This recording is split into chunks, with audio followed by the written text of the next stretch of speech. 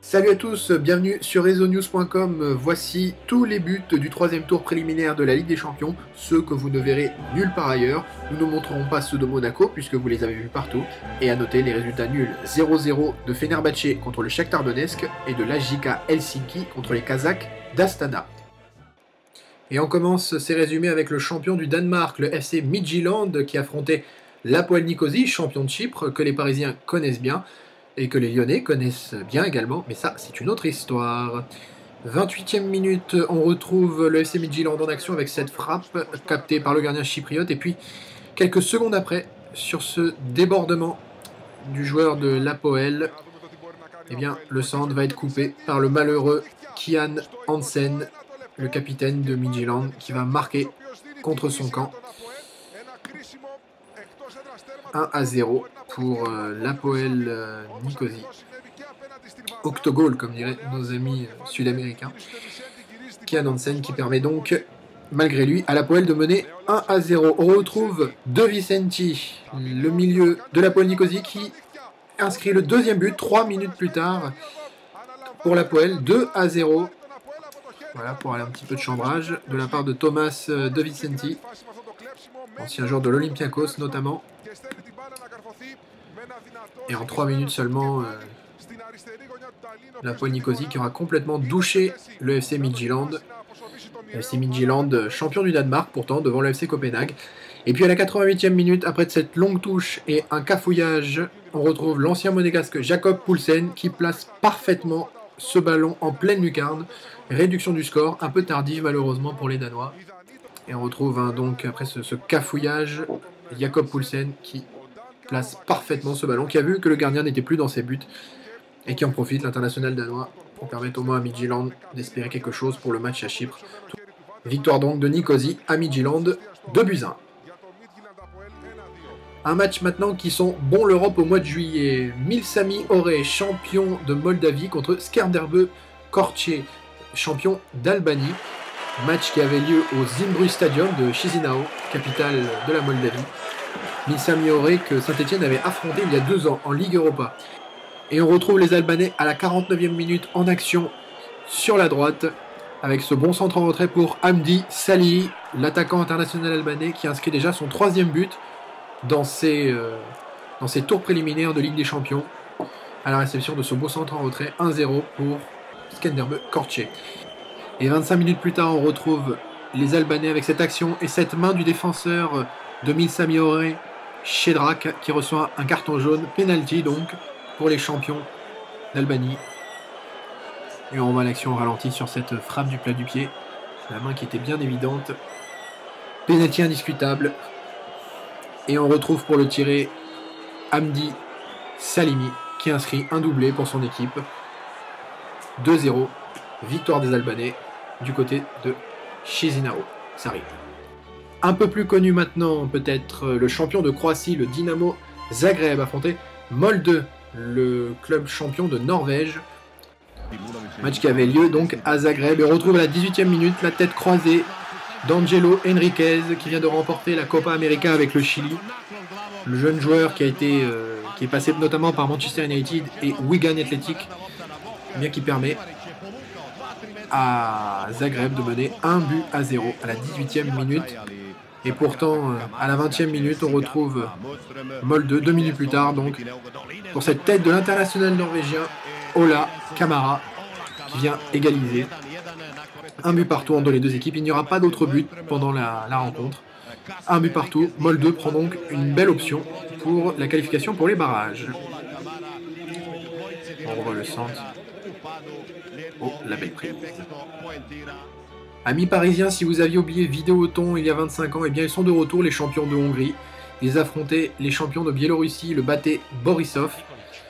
Et à la 56e minute, c'est Borisov qui va ouvrir le score sur cette tête d'Alexandre Karnitsky.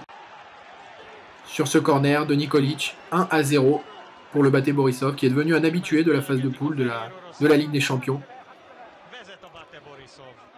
Même si l'année dernière a été un peu compliquée avec une grosse défaite contre le Shakhtar Donetsk, notamment 6-0. On revoit cette belle tête, voilà, pas sur ses appuis, et malgré les 12 défenseurs sur la ligne, 1-0 pour les Bate Borisov. Mais à la 88e minute, c'est Vinicius, ancien joueur de River Plate, pas en Argentine, en Uruguay, qui égalise. Un but partout. Vidéoton reprend espoir. Malgré tout, cela ne suffira pas. Les deux équipes se quittent sur le score nul d'un but partout. Rendez-vous en Biélorussie dans une semaine. Quelle belle tête.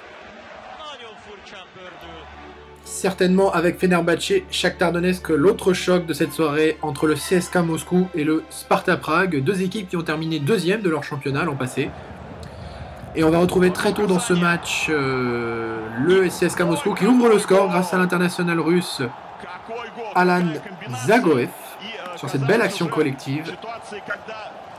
14e minute, donc 1-0 pour les Rouges et Bleus. Avec ce beau 1-2 avec Tozic. Et puis derrière, Zagoev avec un peu de chance réussit à contrôler, à frapper et au ras du poteau. 1-0 pour les Russes. But qui fait très plaisir, comme vous l'entendez, à l'Arena Khimki de Moscou. Mais une minute plus tard seulement, à la 15e donc si vous comptez bien, on retrouve les Tchèques avec une très belle action collective, avec un peu de chance également, et Fateh qui égalise pour le Sparta Prague.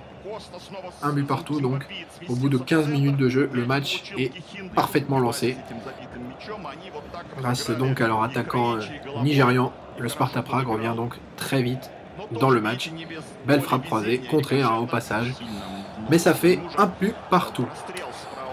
Nous sommes toujours en première période et regardez, ouh, le méchant tacle, l'arbitre qui désigne penalty pour le CSKA Moscou, avec un carton jaune en prime pour Olek. Et on revoit au ralenti la faute. Effectivement, il y avait bien penalty sur ces images de Yuri Amselem. Penalty pour le CSKA Moscou qui va être tiré par Nacho face au gardien hipster du Sparta Prague. L'Israélien se lance et arrêt de Bikic pour le Sparta Prague. Et puis on va être à la 53e minute quand Eremenko lance Ahmed Moussa qui se présente face au gardien du Sparta Prague, qui le passe, qui ne réussit pas à aller au but. Eremenko pour Zagoev, et puis derrière c'est Tozic une deuxième fois qui égalise, donc qui permet au CSKA Moscou de mener 2-1, l'international serbe, passé par Manchester United notamment. 2-1, un but de raccro comme on dit, mais un but quand même. Ahmed Moussa pour Eremenko, pour Zagoev et puis Tozic. Ce qui ne va pourtant pas empêcher le Sparta Prague de réagir juste après ce deuxième but moscovite, puisqu'à la 57e minute, soit 4 minutes après le but de Tozic, eh bien, on retrouve ce centre de la gauche et cette tête de Ladislav Krejci, l'ailier gauche du Sparta Prague, qui permet donc à son équipe d'égaliser une nouvelle fois quelques minutes après avoir été mené au score. 2 buts partout, ce sera d'ailleurs le score final de ce match. Duel maintenant entre le Panathinaikos d'Athènes et le FC Bruges, deuxième du dernier championnat de Belgique. Et à la 10e minute, on va retrouver cette équipe belge en action avec au départ le costaricien Duarte et au final la tête du jeune avant-centre du FC Bruges. Alors il s'appelle Bolingoli Bombo, voilà, je savais que j'y arriverais pas. Ça fait 1-0. Et puis finalement, on retrouve à la 37e minute cette action pour le Panathinaikos. On croit qu'il n'y a pénalty, l'arbitre l'est joué. Et puis c'est l'international suédois, passé par Hambourg, Marcus Berg, qui égalise au second poteau. Un but partout.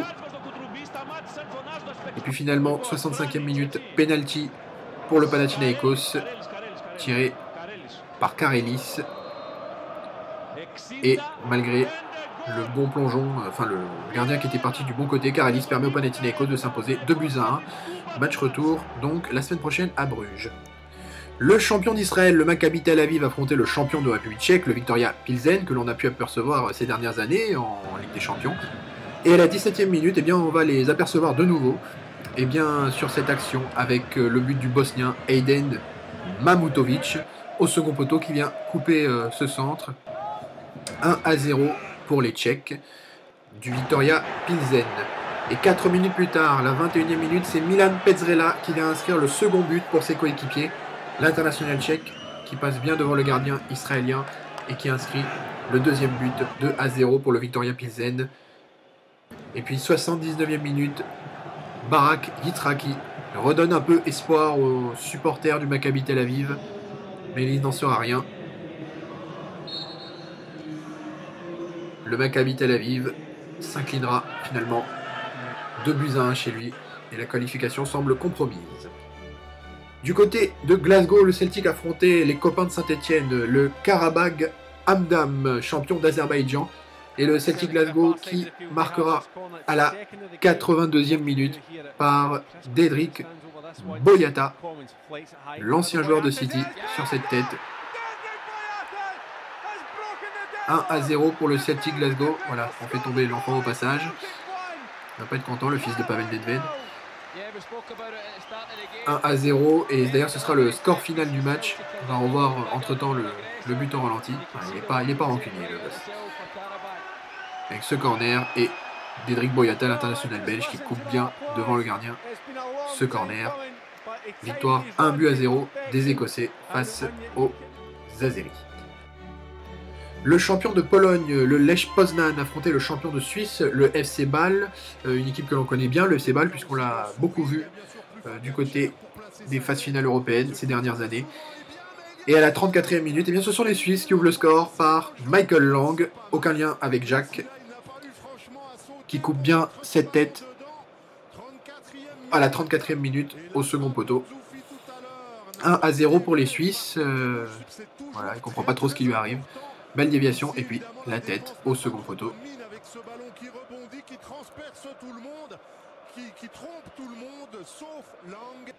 Mais 2 minutes plus tard seulement, le Lech Poznan va réagir avec, regardez d'abord, cette première frappe qui tape la barre. Et puis derrière, c'est Tomala qui inscrit le but pour le Lech Poznan.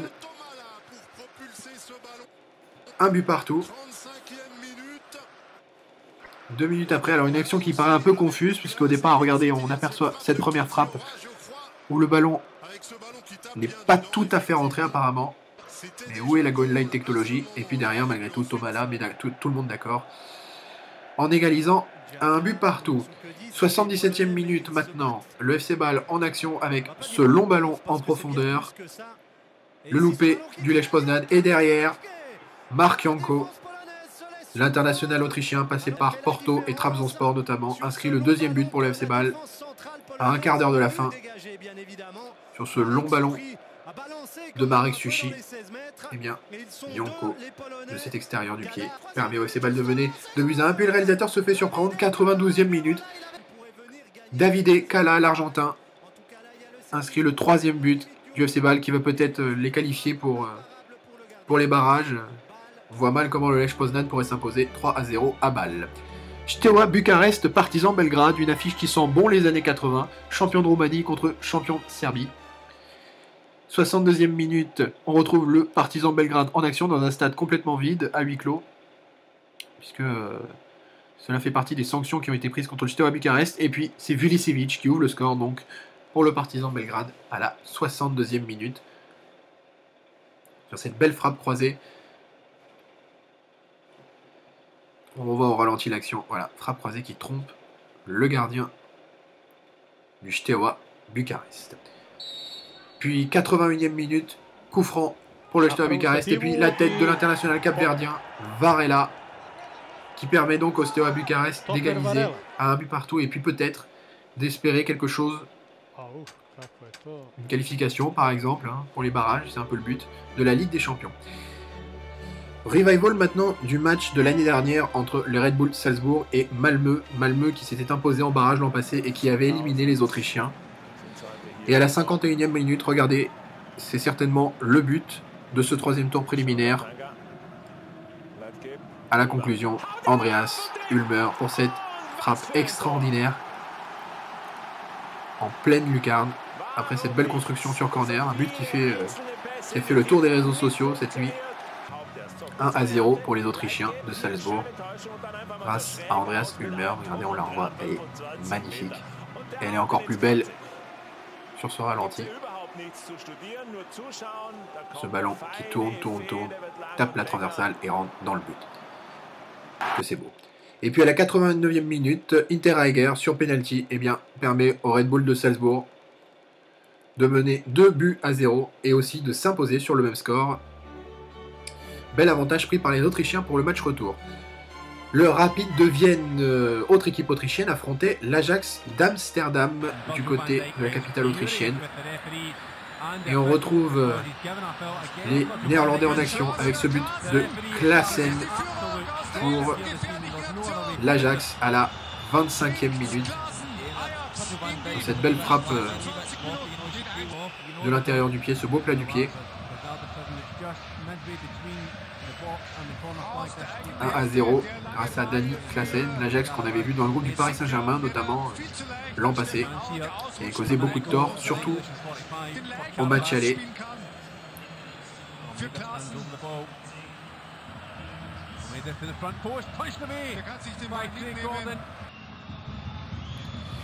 43e minute, on retrouve l'avant-centre de l'Ajax qui centre pour le même Dani Klaassen. 2-0 avant la mi-temps, grâce au capitaine de la mythique équipe néerlandaise. Dans cette belle tête qui prend complètement le gardien à contre-pied, qui se met carrément un genou à la fin. Et puis finalement les Autrichiens vont revenir au score à la 48e minute par Kainz. De cette belle reprise de volée. 2-1, le Rapid de Vienne peut recommencer à y croire grâce à son numéro 14. Et même à la 76e, Beric va égaliser. Le Rapid de Vienne revient à 2-2. L'Ajax a donc gâché une avance de 2 buts. Mais aura toutefois l'avantage de jouer à l'Arena au match retour. Voilà, on voit cette égalisation viennoise. Voilà, c'était le dernier match de cette soirée. On se retrouve la semaine prochaine pour les matchs retour. D'ici là, portez-vous bien. À bientôt sur RezoNews.com.